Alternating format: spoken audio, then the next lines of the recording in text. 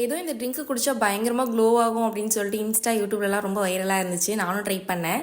இஞ்சி அதுக்கப்புறம் அந்த மஞ்சத்தூள் போட்டு நல்லா கொதிக்க வச்சு சுண்டி வரல ஒரு தண்ணி அது குடித்தோம் அப்படின்னா காலைல ஏர்லி மார்னிங் குடித்தோம் அப்படின்னா நல்லா ஃபேஸ் க்ளோவாக இருக்கும் அப்படின்னு சொல்லியிருந்தாங்க. நானும் ட்ரை பண்ணேன். நான் கொஞ்சம் எக்ஸ்ட்ரா என்னால் அப்படியே குடிக்க முடியாதுன்னு சொல்லிட்டு கொஞ்சம் ஹனி ஆட் பண்ணி தான் குடித்தேன். அது என்னன்னு தெரியல, நல்லா இருந்துச்சு கொஞ்சம் நேரத்துக்கு. அதுக்கப்புறம் கொஞ்சம் நேரம் கழித்து எனக்கு தொண்டை எரிய ஆரம்பிச்சிருச்சு. நான் கொஞ்சம் அல்சராக, அதனால் எனக்கு காமிச்சிருக்கும்னு நினைக்கிறேன். பட் நிறைய பேர் ட்ரை பண்ணுறாங்க, ரெகுலராக குடிக்கிறாங்க. எனக்கு அது ஏன்னு தெரியல. நான் மஞ்சள் வேறு கொஞ்சம் எக்ஸ்ட்ரா போட்டேன்னா எனக்கு வேறு கொஞ்சம் மஞ்சள் காமலை வந்துடுமோ அப்படின்னு வேறு எனக்கு பயம் வந்துருச்சு. சரி நமக்கு எதுக்கு அப்படின்னு சொல்லிட்டு, ஆக்சுவலி ஸ்கின் கேர் நம்ம ஃபேஸில் பண்ணுறதை விட ஃபுட்டில் எடுத்துப்போம்ல, அதில் தான் பெனிஃபிட் ரொம்ப அதிகமாக இருக்கும் நான் கேள்விப்படுவேன். அதுக்கேற்ற மாதிரி நான் அப்பப்போ ஃபுட்டில் சேர்த்திப்பேன். எப்போயாவது ஏதாவது கொஞ்சம் என்ன சொல்கிறது நல்லதாக சேர்த்திக்கணும்னு நான் நினப்பேன். காலைல அந்த இட்லி கெட்டி சட்னி சாப்பிட்டு தொண்டை வேற ஒரு மாதிரி ஆயிடுச்சு.